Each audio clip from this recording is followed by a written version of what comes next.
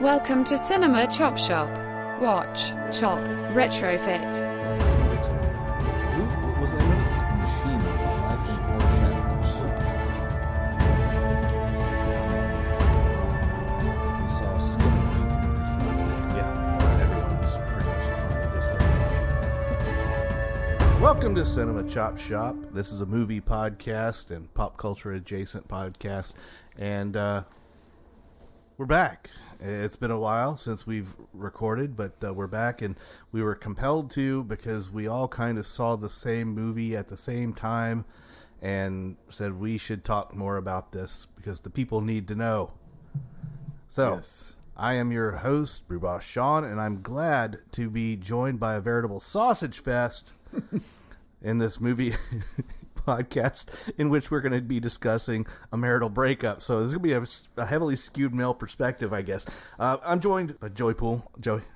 Hello. Or should I say Infinity Pool? Infinity Pool. I still have not seen the film, though, so I'm not sure if I'm signing off on that nickname yet or not. But. All right.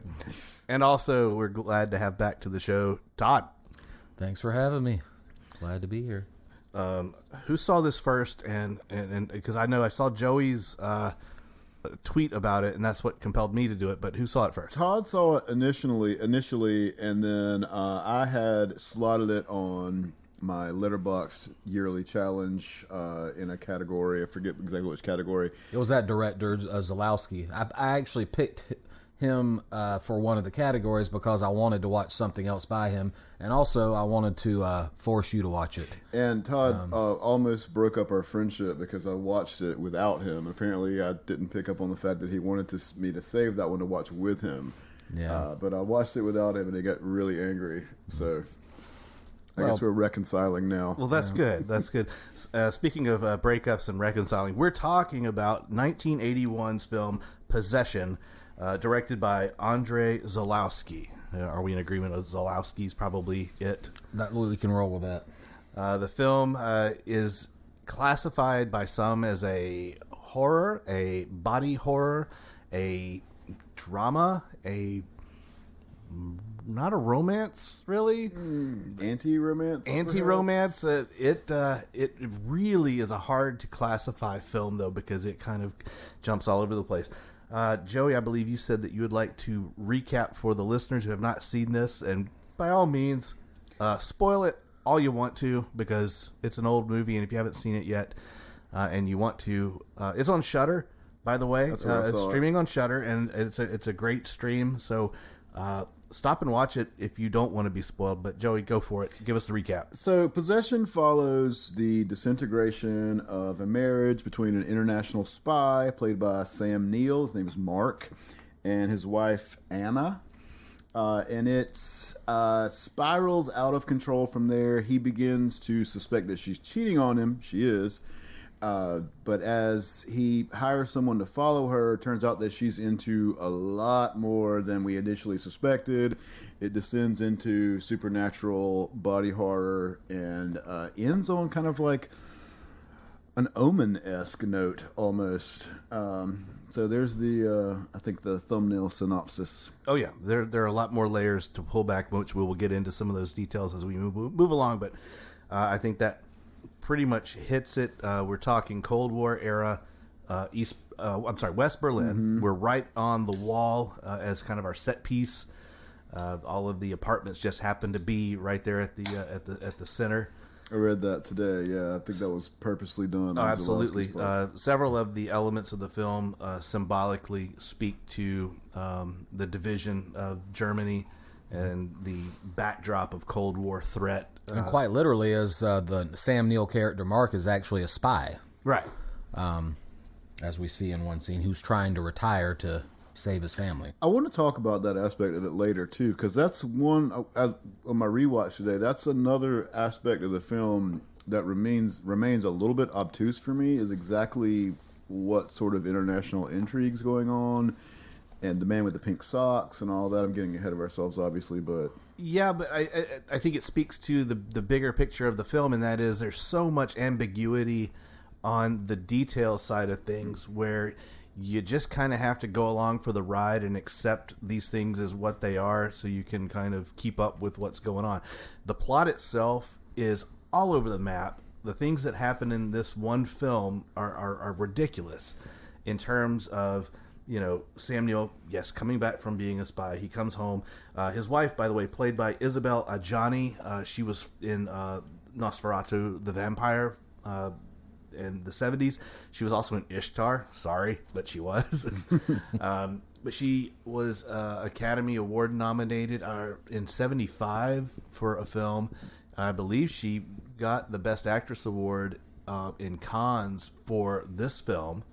So very celebrated, beautiful actress. You are thrust into this turmoil from the get-go. He comes home, and she's like, I want a divorce. He thinks he's sleeping with another man. She insists she's not. They fight. And you're just like, what the fuck's going on here?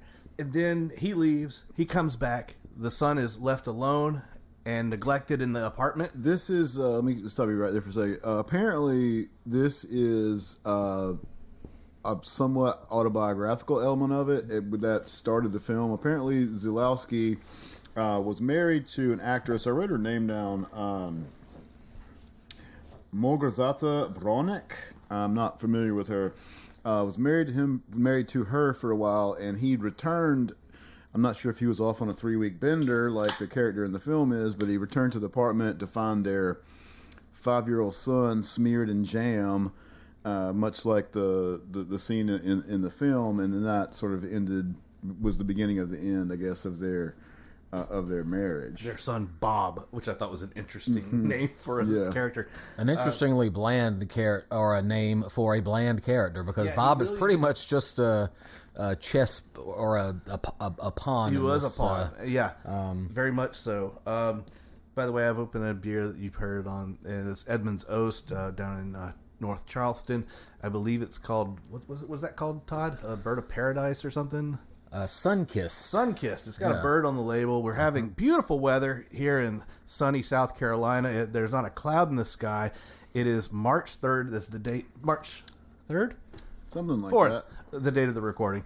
And it's warm as can be, and so I figured this would be a good one. This is a tart wheat ale. But not too tart. I like it. I'm not a big sour guy generally, but... Sweetened with a special kind of orange. It's very nice. I like that. Kind of reminds me of a wit beer. Yeah, but Bob's kind of a pawn here. Yeah. He doesn't get a lot of lines. We don't see him doing much except being covered in whatever debris he was covered in. He's in the bath a few times, including a key scene at the end. And they fight about him a lot. Yeah. But as a personality, not much there. I've heard this described as being the body horror version of Kramer versus Kramer. Wow. And I was like, oh, shit.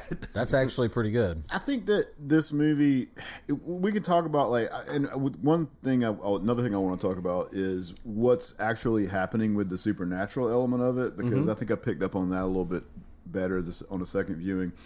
But I think that this film is, like, meant to be a depiction of what it feels like on the inside of a very intense, disintegrating relationship, and it uses all of that body horror and supernatural stuff to kind of like evoke the emotions being felt inside of there, which is why I think what actually happens with the supernatural element is a little bit perhaps purposely obtuse. So just to make sure we're all on the same page, this is my interpretation of what's happening. Mark he sends a private investigator to follow her. The private investigator goes to her apartment that she apparently has a side apartment of her own, and he encounters inside of there some sort of creature, which I guess was best described as like a tentacled practical effects beast. Well, I think in a documentary I watched part of, apparently Zulawski did try to pitch this movie to Paramount as a movie in which a woman fucks an octopus. So, good job. An octopus was that description from Zulawski. It should be noted, though, also that the special effects artist who created the tentacle beast is the same special effects artist who created the headpiece for Alien. Oh, I can see that. Yeah. So, sense. And then she ends up killing the private investigator. his lover, who's the boss, the private investigator boss, who Mark originally had contacted, goes looking for him. She kills him too.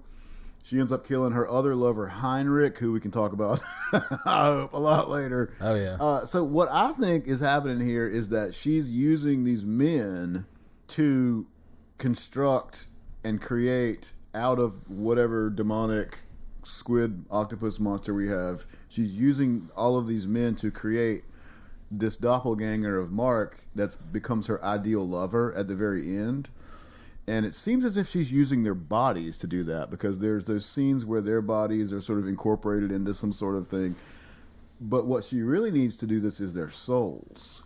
And then at the very end of the film, when Mark has his meltdown, he basically, at that point, then she has his soul too. So the beast is complete, and then we have the doppelganger of him, which emerges. And fitting in with that is when... we're jumping a little bit ahead here, but I think it fits in when Heinrich's mother is looking for him, and she has seen that he's physically dead, but she's saying his soul is missing. So that would fit in with what you're saying there in terms of that. But I think that, and I think you're right, but I also think that he, in some ways, is trying to create his perfect lover, yes, as we see through the teacher of Bob. Who looks identical to his wife, except that she has green eyes. Yeah, and different hair. Because he's like, when he first sees her, he says, "Why are you wearing a wig?" I think I've talked about my face blindness before on this podcast. Yeah. This is a way. The first time I watched this movie, it did not occur to me that it was the same actress, because I don't know what it is. I don't know if I'm officially face blind, but I have some sort of thing going on like That's that. pretty And my bad. wife was like, "Oh, it's the same actress," and I was like, "No, it's not. Yeah. Just it looks totally different." And she's like, "No, it's literally the same person, except she has green eyes." And I was like, "Oh, okay." Yeah, before you arrived, Todd and I were talking about that the teacher, and you kind of wonder, is her appearance looking like Anna a manifestation of Mark's projection? Was he projecting that he's like, "Oh, you would make an ideal wife," so naturally she's going to look like his beautiful wife. So Right, because she's more maternal, it seems like. Right. Whereas his and more actual wife- well-adjusted. More well-adjusted, exactly. But definitely, to your point, about her building her beast, he is doing much the same thing, but in a much different way. Yeah, I think that's right. Is that how y'all interpreted what was going on with the I think so. octopus creature? I think you articulated it a little bit more specifically than what I had in mind. I didn't think about... it clicked with me, the soul thing that you mentioned, when I remembered Heinrich's mother talking about his soul being missing, and then that fit in with what you were saying. I didn't really pick up on her using like the detectives that she killed as part of the creature, but it actually makes a lot of sense when you put it that way. Yeah, their bodies are still in the apartment, and they're like covered in black goo, which looks much like the creature itself, and they're kind of writhing as if they're becoming something else. Let's talk about Heinrich for a second, because we've mentioned him several times. Heinrich, of course, is Anna's lover. When Mark returns home, she says, "I'm not sleeping with somebody. I'm not. And then Heinrich gets in touch with Mark, and he is an interesting character because he's very cavalier about the whole thing. Yes, I'm having sex with your wife, and it's wonderful, and she's beautiful, and I'm great, and come over. I want to welcome you with open arms and be your pal." And his behavior is really incongruous with what the whole situation is dictating. And Todd, you had said something about him possibly representing something, because I know he's wearing white, right, a very pure color, and our bigger picture of Germany and Cold War communism and stuff like that. What were you? Well, yeah, certainly this is very much a critique of Soviet society, and negatively so. However, I feel like Heinrich almost represents the excesses of the West on the other hand. So it's like, it's almost as if Zalowski's presenting these two sides and saying neither one of them are actually pretty well put together, because Heinrich is a very much self-absorbed, very much an individualist who believes in pursuing his own pleasure, regardless of what that does to other people. And it was kind of interesting, some of the quotes. I wrote down several of Heinrich's quotes. One of the first ones that we see, he doesn't speak, but at the beginning of the movie, before Mark has actually met him, he picks up a postcard that evidently he had sent to Anna, that Heinrich had sent to Anna. And it read, "I've seen half of God's face here, the other half is you." And so that evokes, first off, some of the dualities that we see in the movie with the doppelgangers, with the East versus West, communism versus, democracy, I guess. And then later on, when Heinrich shows up drunk to Mark's and Anna's apartment to try and find Anna, because she's abandoned him too now, he says to Mark, "It's stiff and blocked men like you that lead them to the concentration camp, and who are the crusaders of every blind principle, so-called ideology humanity invents to strangle me." But he applies it back to himself, though. These critiques that he's making of the blocked men, who I suppose would be referring to, metaphorically, the communist society, he's saying it strangles me. Okay. And I think there's definitely, and Heinrich is definitely almost a buffoon in a lot of ways. A comedic, I almost saw him as comedic relief at times. And so I wonder what the two of you thought of that, though. I thought some of those quotes were interesting, though, because I did feel like that as much as Zalowski was critiquing communism, that with Heinrich, he was certainly saying, well, now, wait a minute, though, this excess from the West is also problematic. Honestly, I hadn't thought about it along those lines until just now. But that makes a lot of sense, especially with the quote you were saying. I think that thing when he said, "I've seen half the face of God and you're the other half," kind of plays into this idea of like creating something. Well, Heinrich like has this idea, philosophy of like creating some sort of spiritual or perfection. They talk about the sexual stuff. And again, it's almost comedic in the way that they do it. But he talks about, creating this sort of perfect sort of sexual union with Anna, as he sees it. Well, she's getting something from Heinrich that she can't get from Mark. But he talks about it in these very spiritualized terms, but also very individualistic. Like the individual essentially is God, or something along those lines, I guess. I don't know. Maybe that was me reading a little too much into it. I don't know. Well, and that's the great thing about this movie, is that you can read so much into it however you want to, and I don't know if anything's necessarily wrong, because it's such a bizarre movie anyway. It's rich enough to support a lot of different readings. Yeah, and I think that was intentional, to let you kind of go wild thinking about some of these different ideas. Go ahead. I was going to say, we can't talk about Heinrich without talking about his death, which is one of the most disgusting and memorable but also lasting death scenes of anyone. And before we talk about what happened, my favorite quote from the movie is near the end when Mark is talking to his handlers, his international spy handlers, and they're basically trying to convince him that not everything's not fucked, and just come do what you're supposed to do. And he said, "I met a man who loved everything, and he died in a flood of shit." Which is exactly how Heinrich dies, because basically he lures Heinrich into a man who sought the divine, according to his own words, ends up with his face in the toilet. Yeah. So Mark, for the viewers at home who haven't seen the film, watch it before you listen to this. But Mark basically lures him into a public bathroom, bashes him over the head with a toilet seat, and then he...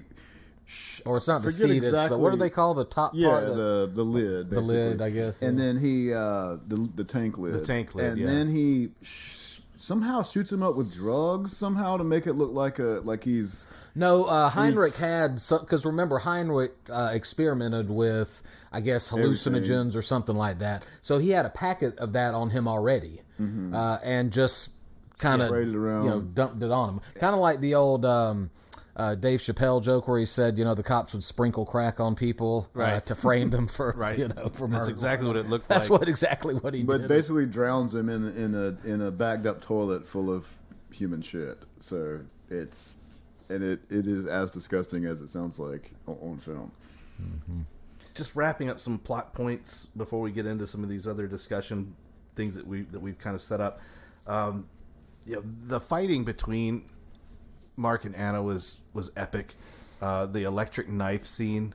Oh God, yeah. Just doing each other doing self-harm speaks to just how fucked up their breakup was, and just it kind of speaks to a bigger picture of like when you go through these breakups, you do really weird, dumb shit because you're just distraught. And it hurts yourself as much as the other person. Right, exactly. So you have things like that pop up.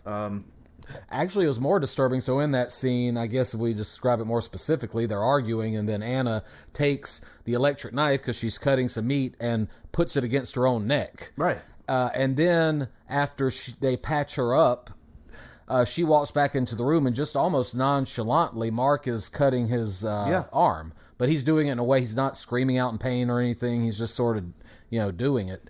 Yeah, that was a bizarre scene to watch. Some things that we kind of glossed over about the Anna luring these men into her apartment. Heinrich saw the beast, but was not killed. That's why he went to the bar and he was getting drunk and he told Mark to come get him or whatever. After he kills Heinrich, then he sets the apartment on fire. Mark does, and so basically destroying this den of madness or whatever. Well, actually, you say lure them too, and I think Joe mentioned that too. She didn't really lure the detectives there, though. Right. They came and found her, so that kind of complicates things a little bit. But she did. Heinrich kind of came looking for her. Heinrich did for sure. Yeah. Then this is when it gets really strange. Because as I was saying to you, Todd, before Joey got here, Mark starts out kind of sane and kind of with it, and he's like, seemingly at least, but he's like, this is a screwed up situation, this is a bad marriage, this is going to shit, we need to get out of it. He sees the teacher who obviously is a stable person, and he likes her. Of course, there's Margie, Marge, or whatever her name is, with the cast on her foot. That was a weird character, and I'm not entirely sure and what she was to always make of thrusting herself at Mark, and he had the wherewithal to say, no. It's Anna's best friend, right? That was He's like, you can watch Bob, but don't come on to me. I'm not into you. Interesting, though we never really see Anna and Margie interact. But they're supposed to be best friends. So except when she kills her. True. Well, okay, that's probably not what I was much, going to say. So after he blows up the apartment, he goes back to his place, and Margie's like coming out of the apartment, and she's on the verge of death, and he carries her back to his place. Basically, so he can cover up her murder, though. Right. So he's covering up for his estranged wife. Right. And they have sex with the dead body pretty much within, spitting distance. And that's when you have this turn where it's like, okay, he's lost it now. He is now in this crazy spiral with her. Well, this is something I picked up on rewatching it again today. The first time I watched this movie, I loved it, but I thought that one critique I may have had of it, it was kind of like the, crazy ex-wife story. Like, everybody thinks their ex-girlfriend's crazy. If all your ex-girlfriends are crazy, maybe it's you. Right. You know what I mean? But this time I realized that, Mark is not happy, sane, well-adjusted. Mark's just as fucked up as Anna. He's very controlling. He's very possessive. He goes on like a 3-week bender, deserts both of them. And then when he comes back and he finds his kid all covered in jam, all of a sudden it's her fault because she's let this happen. But like, where the fuck were you for the past 3 weeks, motherfucker? Like, it's interesting that you bring that up because I saw something where Zalowski wanted to pattern it after Anna Karenina, and supposedly, and I'd never heard this before about that novel, but Tolstoy started off writing Anna Karenina as sort of a crazy ex-girlfriend type of story, but then as it progressed, he realized that she was actually the victim, and so Zalowski, sort of took inspiration from that, even applying it to his own situation. And yes, and you could certainly interpret it as, my wife's just a crazy lunatic, but she's a victim in a lot of ways too of his coldness, his rigidity. Yeah. Uh-huh. And she keeps telling him that she wants out of the relationship, and he won't. Like, and he refuses to acknowledge that until it reaches a tipping point. Right. I think that's what the first time when I was watching the movie the first time, I was thinking possession meant like she's being possessed by whatever creature it is that and certainly that's an element of it. But they're both possessed. She she is his possession. But he's driven crazy by his inability to possess her. Yeah. That was right. That was one of my discussion points, and I agree with you. It's like this double meeting was well crafted because clearly there's a possession in the horror movie sense of the word going on, but from a human dynamic point of view, he can't let go. And when it comes to their meltdowns, Zulawski really just let the actors fucking go for it. Oh yeah. Sam Neill has a couple of scenes like this, but the one that steals the whole movie is in the subway. Tunnel. And I forget her name. What's her name? The actress's name? I can't. Johnny. The Isabella Johnny. There's a scene where she basically just has a nervous breakdown in the subway. She has a miscarriage. She has a miscarriage. Yeah, and it is harrowing to watch. She the actress said it took her over 2 years to get over making that film. Really? She said it really fucked her up. Sam Neill retrospectively said that he's fortunate to have taken that role on when he was as young as he was because he does not think he could throw himself into a role like that ever again. It took so much out of him. To go to the mental place to make scenes like that look believable, like the one Joey's referring to in the tunnel, where she has the miscarriage. I mean, she just goes and I mean, I don't even know how to describe it. Yeah. You just have to see it for yourself. But it's the kind the of mental thing place that, you would have to go to. I mean, you'd have to be in a fucked up mental state to be able to make that believable and pull that off. But it's the kind of thing that, like, a lot of times doesn't come off well.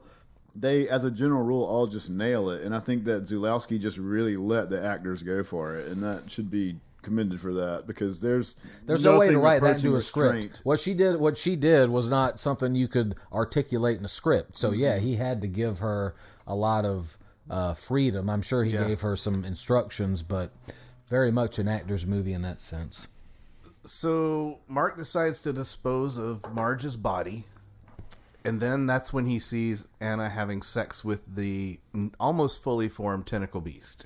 Right. And that is, I was shocked, really, just how graphic it was. Yeah. This was tentacle porn before it was, hot with all the kids in Japan. This was definitely a trendsetter. In the way that they film it, it's not explicit. You don't see penetration, but because of the angle of the shot and the way of the movement, it doesn't and really her cries come of ecstasy implying penetration. You know Absolutely. what I mean? Like, And then out of the blue, I just remembered Evil Dead too is sort of a similar thing, except it's tree branches instead of tentacles. Sure. But anyway, sorry. This is when the call comes from Heinrich's mother, and that scene happens where Mark goes and visits her, and she really drops the philosophy bombs, and then she kills herself with a bunch of pills. What transpires next is probably the most mishmashed part of the film for me. The next day, Mark's former employers contact him and they say, come back to work for us. He says no. He goes by Margie's apartment and sees the cops gathered around outside. He stages a distraction. Somebody escapes in his car. I mean, that poor cab driver too. And then he flees on motorcycle and crashes into a building. After getting shot. Yeah. Right. So you have this, that was like just a chaotic clusterfuck. All of what Sean just described takes place in about 45 seconds of film or something. Very fast, it's a very fast sequence. But then that gives us the opportunity for Anna's pursuing Mark. The cops are pursuing them. The former employees are pursuing everyone. they start It's also revealed in the middle of this too that the man with the pink socks, who is we think the villain that he's been trying to reach this entire time through his spy job, is actually one of his handlers. So I don't even know what to make of that. Yeah. Like, I was a little confused. There's the scene towards the end. He really goes out of his way. They make it a point when he puts his shoe up. They look, show the pink this guy socks, has pink socks, Right? Yeah, like what they referred to earlier. Is that a reference to pinko communism? possibly. And actually, until you said it, I was. It makes a little more sense now, but I thought he had met the man in the pink socks already, but I guess he was just looking for him and didn't know who he was. I don't know. So that part was a little confusing to me. So this leads to the big climactic scene where they're going up these rounds of stairs, these flights of stairs. Hitchcockian stairs. Very much so. Thank you for saying that, because there are a lot of vertical and down shots, because there's a big open space between the ceiling and the floor that gives a lot of great viewpoints. And so so Mark and Anna are climbing the stairs. He's shot. He's hobbled. The cops are all gathered at the bottom on the bottom floor. That's when she reveals the doppelganger, fully formed version of Mark with black eyes, I guess, really brown. And luckily, my wife was there to tell me that was supposed to look just like Sam Neill. Yeah. All right, if you didn't pick up on that, I'm sorry. So Mark raises his gun. And is he aiming at the doppelganger, I guess, at that point? Like it looks like he's trying. Apparently, the doppelganger is immortal. Right. So the cops open fire when he raises the gun. He drops down. Anna gets on top of him. And this is the most awkward thing I've ever seen. She takes his gun and reaches around her back. To shoot herself in the head. Shoots herself. No, she shoots herself in the spine. Yeah, you're right. Like shoots them both so that it goes through her. It goes through both of them. Yeah. But the angle was so bizarre. And then, of course, after that happens, Mark flings himself over the balcony rail and plummets to his death. I think that scene, he could have just died when she shot them both, but it's important that they both end their own lives, and also then we get to make full use of those long shots you're talking about with the spiral staircase. So the doppelganger he falls down it. So the doppelganger escapes through the roof. He comes across a woman. And he kind of charms her a little bit. Yeah. Did you catch that? It was kind of almost like a he hypnotized He was like, her. here, he tells her to shoot at them and hands her the gun. Yeah. She's like, okay. It's kind of devilish, in that way. Yeah.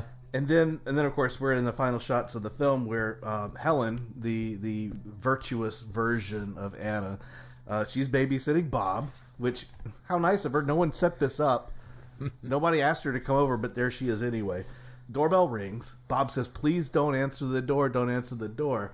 And then Bob goes and gets in the tub, face first, and drowns himself. Yeah, I didn't pick up on that until today. I didn't pick up on the fact that he was that this little kid was committing suicide until the very end, at the very end of the movie, until I watched it again today. And that's pretty fucked up. It raises a really interesting question. An 8-year-old killing himself. Is the kid that intuitive that he knows that this is a doppelganger, or is he just so over his dad's presence in his life that he's ready to kill himself? I mean, there's a lot of heaviness there. That what drove this kid to do this? Because, like you said, the kid didn't have a whole lot of dialogue. He was kind of a pawn getting stretched between. But for him to do that. What drove him to that? My interpretation was he never sees that it's his dad's doppelganger at the door. I think he senses it. He senses it when she says the door. He says, "No, please don't open it. Don't open it." And she says, "No, I have to, silly." And she goes. But then what? And here's another thing that I didn't really fully pick up on the first viewing either. When he shows up at the door, basically the world is ending because we have we assume is nuclear war breaking out, right? Right. Yeah. We hear the nuclear sirens, there's planes, bombs going off, and everything like that, which was what I was alluding to earlier when I said it kind of ends on an almost Omen-like note. It almost makes me wonder if, what she's been manifesting through the souls of all of her lovers and other various sundry men is almost like this Antichrist-like figure. Yeah. Well, and that's the thing. Is the film ends with his silhouette at the door, this glass door that obscures everything, groping at it as if he's trying to get in, and Helen staring with these shining eyes. Mm-hmm. And interestingly, Sam Neill did play Damien in The Omen 3, which is a terrible movie, but he should be pointed out that nice. Well, I did not know that. I'm going to drink to that factoid and fill my beer up. So that's the action of the movie. It's crazy. It is a basket case of a movie in terms of what actually happens, scene for scene. It's wild. I think it's a good time for us to take a break. We're going to do a little intermission and go pee in the yard. And when we come back, we're going to talk about some of these more thematic points of the film and our interpretations. So give us a minute. We'll be right back. But not before we say, let's all go to the lobby.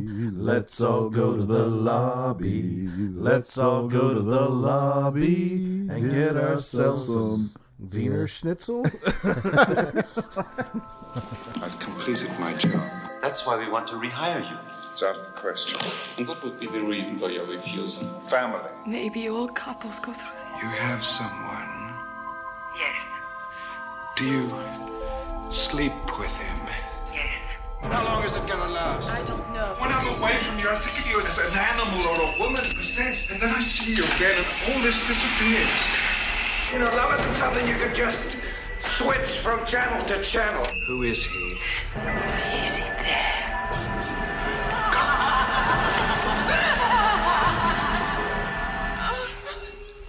And we're back. Wait, were we just recording my story about the Dirty Harry? Yeah, but the names were protected. When we come back, Joey, what do we like to do?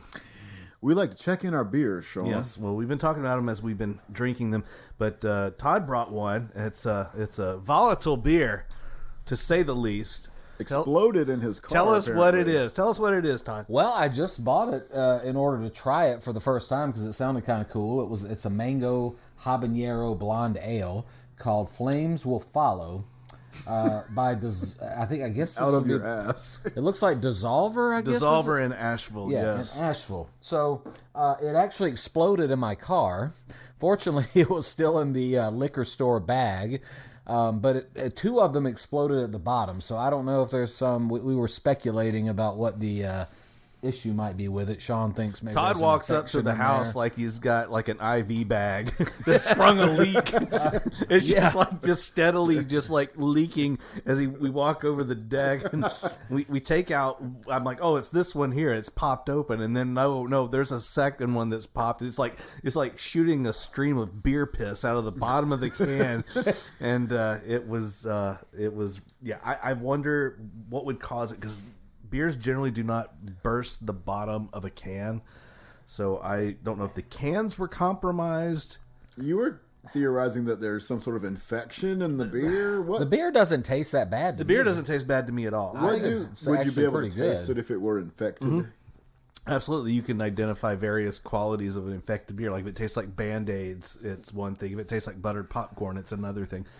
And it wasn't hot enough today. We were talking about the nice weather earlier. Yeah. It was not hot enough for it to explode in the car after half an hour. Yeah. So that was kind of odd. I think it's a combination of things. I think those cans may have had like a dent in them, and then you combine that with the pressure of the carbonation and possibly a little bit of the heat. And it was just a perfect storm for this guy to go crazy.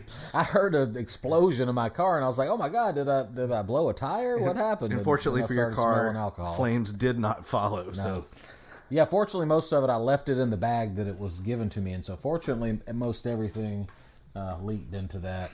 Actually, it's a fairly tasty beer. I like kind of spicy things, and it has it's pretty nice but not overwhelming. I was expecting a lot more heat, and I think that there's a nice balance of it. Yeah. All right, so let's talk about some of the thematic things about this great film that we watched that still bends my mind every time I think about it. Well, certainly we have the East versus West communism. I mean, right from the beginning of the film, we see we're on the right around the Berlin Wall. You can even see the barbed wire around the living space that they live in. That's actually where it was, in fact, filmed. And apparently there's a scene where you can see soldiers on the other side of the wall looking over the binoculars, and that was actual soldiers. Real soldiers looking over checking out what they were doing with their film.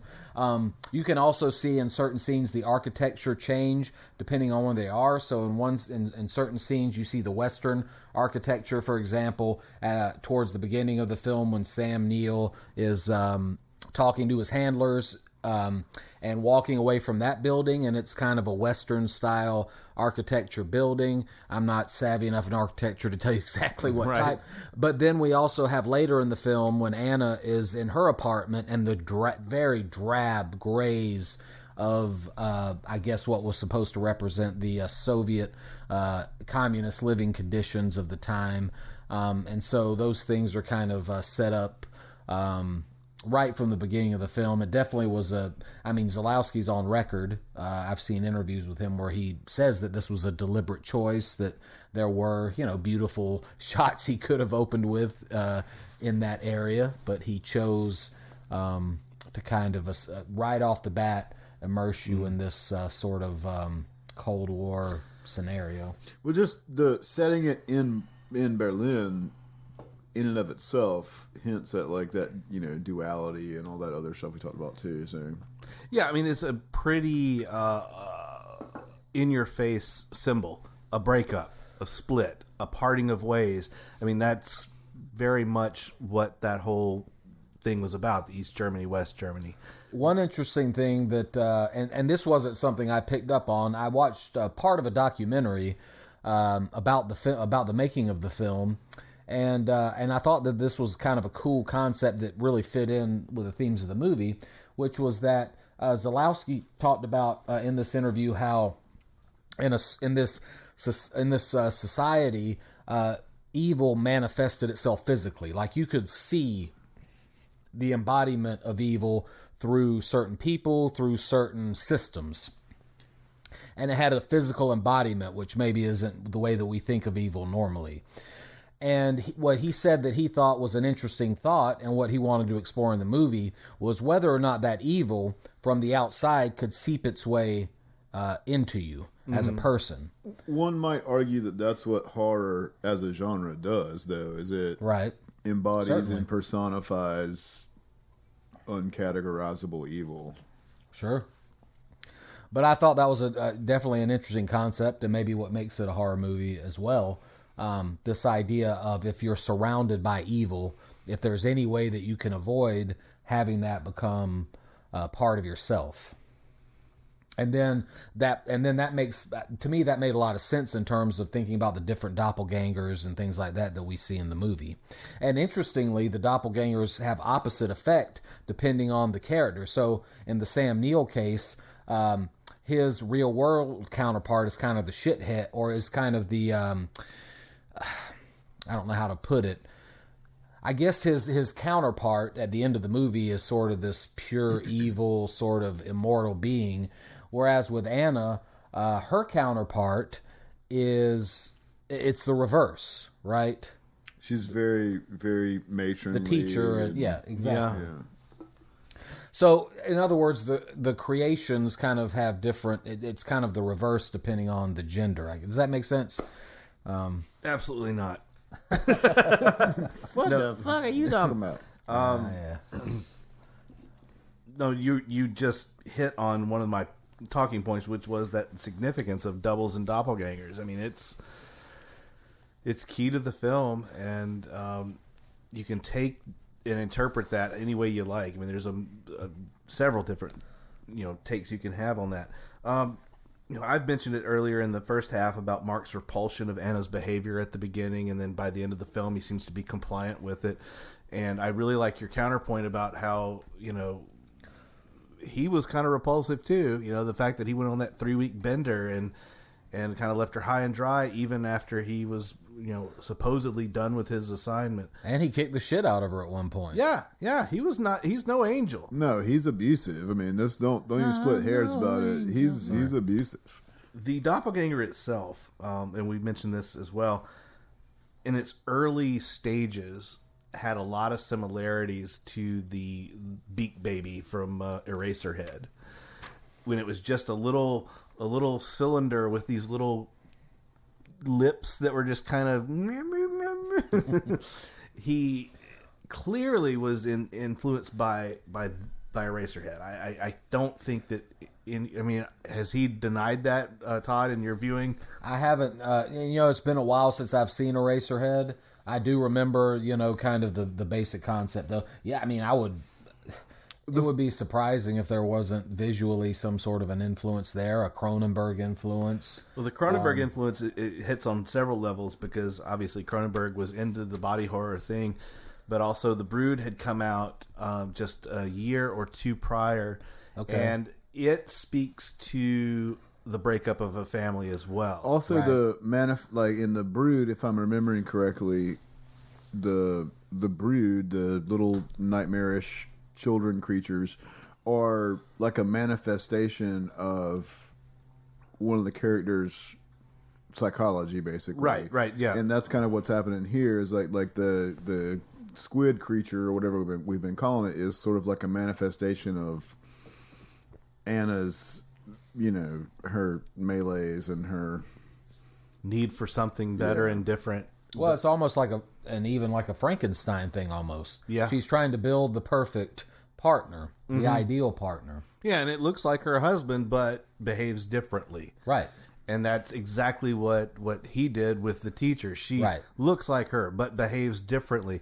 So it's like, that speaks a lot to breakups of like a marriage where there are things in you that I still adore and love, but it just can't work, and that's a beautiful thing that he put out there, that there are things that are good and things that are great, but ultimately, no, not going to happen. And then the other part, is that the ending of the film, it kind of comes full circle, and you've got the same characters at square one. And what is the director trying to say in that point? Is he speaking in terms of Cold War and war itself? Are we just bound to repeat our same mistakes over and over again? Or is that more just simpler and more about people? Are we just bound to fuck up the same way we fucked up before? Yeah. Well, I think, again, it could be interpreted in multiple ways, and that comes from Zalowski himself, essentially, because the genesis of this was him, as we've already discussed, exploring his own fucked up relationship.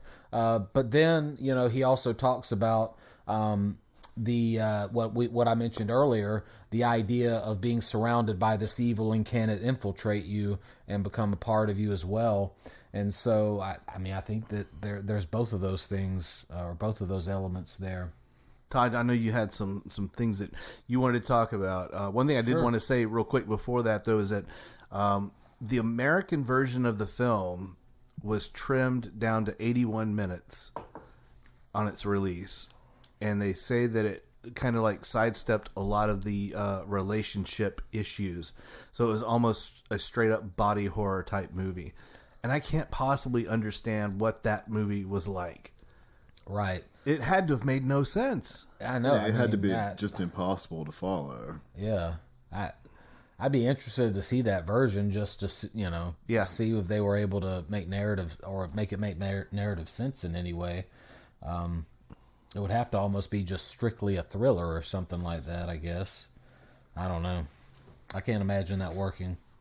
But, some of what I wanted to talk about builds off of some of what we discussed in the first part of the show with Heinrich. Because Heinrich does a lot of philosophizing, let's face it. And he talks about God a lot. And there were a couple of, I already mentioned a couple of things right from the beginning, about, him telling Anna that if I've seen half of God's face here, the other half is you, and that kind of thing.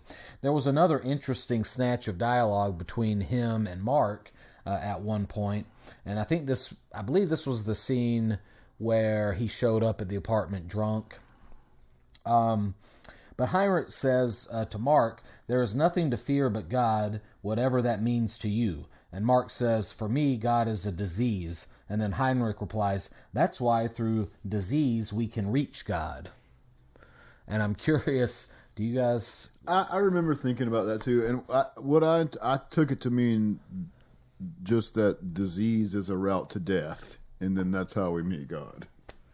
I don't know. I thought maybe it was a little bit more of a sort of a dig at God. I don't know. Or the concept of God, maybe. in some way. Yeah, I kind of took it that way too, because it seemed like, especially in the way Sam Neill delivered the line, he sounded kind of dismissive about the whole notion of being reverent towards a god. Right. And then I guess Heinrich is saying it's our diseased natures that brings us back to God or something like that, I guess. But the concept, or Heinrich, though, continuously bringing up God and that philosophizing, I did find interesting as sort of baked into this concept of East versus West, because, of course, in a communist society, it's, and I guess atheist for the most part, or they at least tried to suppress religion. And then in the West, it's more pro-religion or an individual relationship with God, which goes back into, I think, the individualism with Heinrich. But it's also a very self-absorbed kind of individualism, right? I mean, Heinrich's not like a great guy, is he? I mean, what do you guys? He's a better guy than Mark. I mean, but it's also, here's the thing that gets lost too. Heinrich is married to someone else who's never shown on screen. He's married, so he's having an affair with Anna. Right. Yeah, he's got and a has kid. a kid. I think, but he's, I don't know. I think he's a better person than Mark is because he's not as destructive. But I think, though, he's almost... I also would be willing to bet that for Anna, he's better in bed than Mark, too. And they emphasize Mark's got a stick rammed right up his ass, let's face it. But here's the thing, though. Heinrich... This is why I said earlier that Heinrich was in some ways like... I mean, not like a bust, laugh out loud sort of comedic character, but like sort of a satirical character in some ways. Because he talks about God in all these philosophical ways, but he's also like very individualistic. He's bragging about his sexual prowess. He pulls off. I thought the fight between Mark and Heinrich was hilarious because Heinrich pulls out these, like, I don't know what they were, jiu-jitsu. I mean, he pulls out some kind of crazy moves that you would expect. I don't know, that you would expect to see from someone who meditates a lot or something. I don't know, but it was kind of a funny sort of scene to me, at least. And so that's why I thought, as much as Zalowski certainly is critiquing communism, I don't know that if Heinrich is kind of the Western version of that, he's certainly not necessarily presented as all that great either, right? Mm-hmm. So it seems, I don't know. It seems like Heinrich is almost like, okay, let me make clear that I'm not saying that the alternative is necessarily that great either. Everyone's flawed. Right. Very much so. Right. I don't know. I think I had a different take on Heinrich perhaps than y'all did. I don't know. Okay. I really like that character. I like the character. Yeah, he is sort of. I mean, I get the idea that he's presented as sort of like comic relief, but I don't know. He's the anti-Mark, and she needs both of those things and more to make her ideal. That's not out of line with what I think about them too. They both have their flaws, and they're both, in some ways she's trying. That's part of what the creature becomes, right? Is some of the qualities she likes about Mark is blended in there. Some of the Heinrich qualities are in there, and then maybe some of the other males as well, as you mentioned. She's trying to create her perfect, Frankenstein type character. And then there's poor little Bob. Yeah, and the fate of their relationship is somehow tied to the fate of the world too, because as we talked about earlier, and this is something I didn't really pick up on the first time I watched it either, but like as their relationship disintegrates, the world literally is ending at the end of the movie. Yeah, which again I think goes back to that whole thing I was talking about at the very beginning of the episode, where this film kind of depicts what it feels like on the inside of a decaying, very intense, decaying relationship, and it feels as if the entire world is ending when it comes to an end. So that's, I guess, manifested in what we assume is nuclear war happening at the very end. Do we know what sparked the actual?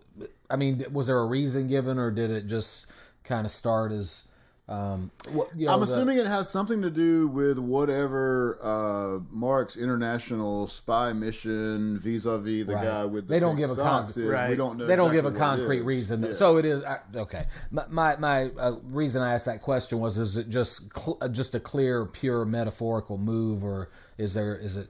Yeah, I don't do they remember try there to being ground anything it? Yeah, it just kind indicated. of I guess that whatever Mark's handlers were trying to get him to do was staving off Yeah. the nuclear war, and then when he died and his mission fell apart, that was All when- hell broke loose. Yeah.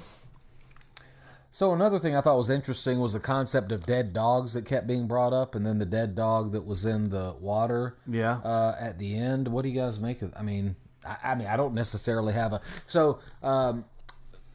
If you've seen the movie or haven't, Sam Neill relates this story about when he was a kid and a dog going up under his house to die, and him joining the dog. Oh, yeah. Because he wanted to know what was under there, Right. worth dying for, or something like that. And he actually told a similar version of the story earlier, but didn't personalize it. He just said, "You ever wondered what a dog does when it goes under the house to die, and you hear it yelp, almost as if it's seeing something." Meeting God. Right. So, and then they see the dead dog in the water, and I just wondered what was this imagery of the dead dog? Do you think?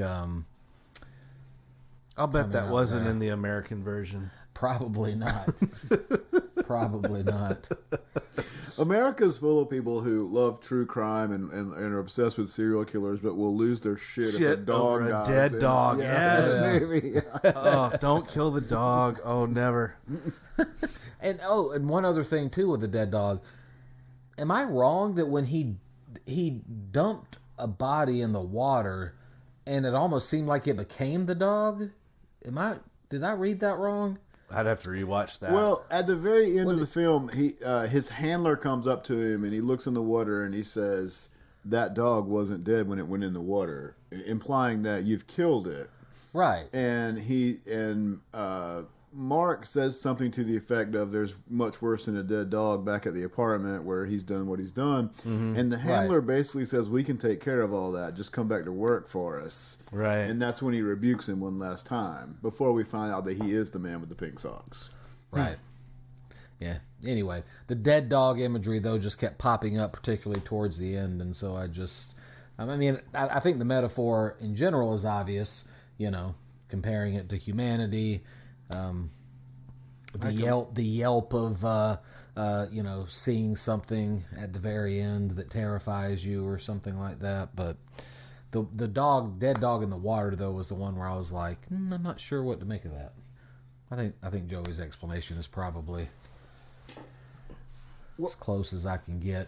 I think it points to the complexity and the richness of this movie that we've talked about it for almost an hour now, and I don't think that there are many conclusions that we've reached, perhaps, but it just remains apparent that this is a fucking great film. And like I was saying in my Letterboxd review, if it weren't for the fact that horror doesn't typically have the same mainstream cachet as costume dramas and biopics and those kind of things, this thing would have, if not swept the Oscars that year, at least have gotten serious buzz, Oscar buzz. And you said that she, Isabel Adjani, won in 1975. In 75, she was Oscar nominated. But she won she won in Cannes. Yeah, she won Best Actress for this, but did not get nominated. This wasn't nominated for anything, right, in the Oscars. So. Yeah. I mean, and it's the fact that as good as any. Well, the could fact argue. that this movie has not been even available, you couldn't rent it on streaming. You couldn't find it streaming. I don't even think it was on YouTube. Sometimes when things are like out of or in the public domain, you can find them on YouTube. You couldn't find it there. It's basically just become a cult classic. And most of the time when you encounter a movie that's a cult classic, okay, it's a decent movie, it's fun, there's elements that, make it culty, but they're not very often just stellar films like this one is. Yeah, this one's a thinker. I mean, it stuck with me days and days and days after watching it. I kept replaying stuff in my head and just asking myself questions about the director's intent and the bigger meaning or double meaning or deeper meanings. You know, that's for me, that's the earmark of a good movie, and this one's definitely got that going for it. Yeah. Have we seen much else that Zulawski's done? I mean, Todd, you watched Devil, is that what it's called? So he doesn't have much that's actually similar to Possession. A lot of his movies aren't even available. I found a version of an earlier film than Possession called The Devils from the 70s, and you could definitely see his fingerprints all over it in terms of like the symbolic violence and that kind of stuff. It was set, I believe, I want to say in the 17th century, Poland. I didn't care for it quite as much. And maybe there was something about Polish history that if I had known that, would have made the film make more sense. I just couldn't quite make enough sense of it in the same way that where Possession, I felt like I could make enough sense of it to enjoy it. Okay. But that's the only other one that I've seen by him. Have you seen any? No. His work is unknown to me. This is a standalone. Yeah. That just sort of adds to the mystique of this movie. Right. Oh, one other thing I did want to mention: Sister Chance and Sister Faith. Get into that. So Anna brings this concept up a couple times, and particularly after she has the infamous miscarriage scene that we referenced earlier, where she goes bonkers in the tunnel and has a miscarriage. After that happens, I wrote down the quote. She says, Sister Faith, she miscarried Sister Faith, and what was left was Sister Chance. So that was interesting. So obviously, that's not actually super heavy-handed. Faith and Chance are pitted against one another as one of these dualities, which maybe we haven't talked much about. Do you see that as a major role in the film, Faith versus Chance? And this is also goes back to the East versus West thing again, because of the communist societies supposedly being more anti-religion, and I would assume anti-faith. But then also, if you're giving up faith, then you're putting yourself at the mercy of chance, I guess. Okay. I don't know. I mean, I thought that was an interesting miscarried Sister Faith, and what was left was Sister Chance. So I guess whoever's, and do we even know whose child she's pregnant with? Do we assume it's Heinrich? Right. I mean, that's a lot of stuff that's open to interpretation. I don't think it was said. Yeah. What I do know is that particular shot, they shot at 5 a.m. in the subway tunnel. Man, she had to do that first thing in the morning. They said it was very, very, very cold, and they did 2 takes because that's all they could really get out of her because it was just miserable. Oh, and they said the only reason they did it was a safety take, was in case that the one take got fucked up by the film lab, and they had something to fall back on. But what they said that what you see there was the first take. Yeah. Wow. And I guess the only way I could interpret it was if Sister Faith is, if she had actually given birth to the child, it would have been like, the faith that you have in a new life and what it could potentially become. Okay. Versus losing that life, and now you, as having lost, or she as having lost that life, is now left with nothing but chance in her life. In other words, she doesn't have the hope of the new life to, although she does have her son, Bob. So I don't know. What about Bob? I know. Poor Bob. Bob got the short end of the stick in this movie, as far as I'm concerned. Poor kid. Just like you said, he's a pawn, just stretched in between. Again, it's Kramer versus Kramer, but body horror. It's all right. Beautifully stated. Yeah. Anything else we want to say about this enigma? Do we want to talk about the pink socks? Do either of y'all have anything? I commented. I think it might be just I was just making a joke about pinko communism, but yeah, I really don't know. It's just an odd choice. I mean, the fact though that the pink socks were put right in front of the camera at the end made me think, is that it had some, I don't know. It almost makes me wonder. So we think that what he's been doing is working behind the scenes to try to stave off what happens at the end of the movie, which is, we assume, nuclear war. But then it turns out that his handlers one of his handlers is the man with the pink socks. So it makes me almost wonder if Mark has been like a pawn in this game that he doesn't understand, and what they've actually been trying to bring about is this. As Dylan's saying, only a pawn in their game. Yeah. I mean, there's so many things going on, though. We've got imagery about relationships, about East versus West. The whole international intrigue stuff, I think it's probably best not to try to read too much into that, because it's very definitely obtuse and probably purposefully so. Right, and he didn't try to develop that a lot. Yeah. Oh, man. So I say we stick a fork in it. This has been a fun discussion about a really, really cool movie. If you've not seen it, please check it out. It's on Shudder, and Shudder is a great streaming service. If you're into horror movies, it's what, $5 a month? Come on. Something like that. Come on. I can't believe someone hasn't tried to reboot this thing. Yeah, this is a grand movie. It's so good. So do check out Possession. We're going to wrap up today. Let's thank our guests, Joey Poole, Infinity Pool. Thank you for being here. Infinity Pool. Again, I'll try to watch the movie before I see you guys again, and I'll see if I sign off on that that nickname or not. You got anything to plug? Not currently. Okay. Got some irons in the fire. Maybe next time. Todd, thank you so much for coming back to the show. Yeah. Oh, absolutely. Thank you. Anything you'd like to plug for us? No plugs at the moment. I was actually trying to, before the show, I was trying to think of some movies to recommend, but I, haven't really necessarily seen any great ones other than, Infinity Pool, as we discussed. Big fan of that, although apparently it's polarizing. A buddy of mine whose taste usually aligns with mine texted me and said, God, I just saw Infinity Pool. It sucked. Wow. All right. And then I sent him the emoji of Lundberg from Office Space saying, I'm going to have to disagree with you there. We had a little debate about it, but anyway. That's a fun movie.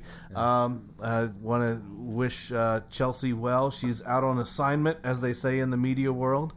Unable to join us today, but hopefully she'll be back for our next recording. For me, the plug would be check out Cocaine Bear. Oh, I might watch that too. I was planning to see that this week during spring break. So. Cocaine Bear is silly. It's fun. The cast is great. The music is by Mark Mothersbaugh of Devo. Oh, I love him.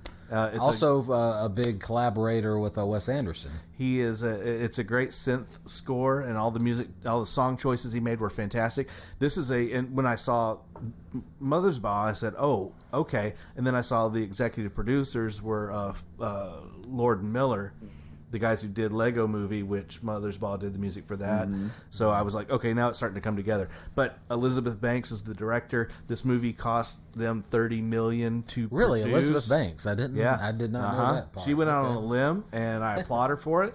$30 million to make. It got $23 million domestically on its first weekend. Wow. Paramount looks like is it Paramount or Universal? Universal look like geniuses, because this movie is going to make it back and then some. Meanwhile, as I predicted, Travisito, in our top 22 of 22, I said there would be a major flop this year, and it would be Marvel related. Ant-Man had the largest week-to-week plummet from week 1 to week 2 of any Marvel movie ever made. Wow. 70% drop. And is it a flop? In their books, yeah, it's a flop, because they probably spend just as much money to promote as they do to make a film. This is their disaster. Thank you, everybody, for joining us. Thank you for watching. Thank you for listening to the show. Yeah, thank God no one can see us. Oh, there's a camera over there. There's a camera over there. I've got a face made for radio. So. And hopefully you'll be on board for some upcoming episodes that we've got. We've got some crazy ideas for some stuff. We just need to get them recorded. Please follow us on social media. We're at Cinema Chop Shop on everything except for YouTube. It's at Cinema Chop Shop Podcast. And please tell your friends about us. Rate, review, subscribe. And be good to yourself. Take time for yourself. Self-care. Self-care is important. And as always, please remember to watch, chop, retrofit. And Don't let Bob drown next time.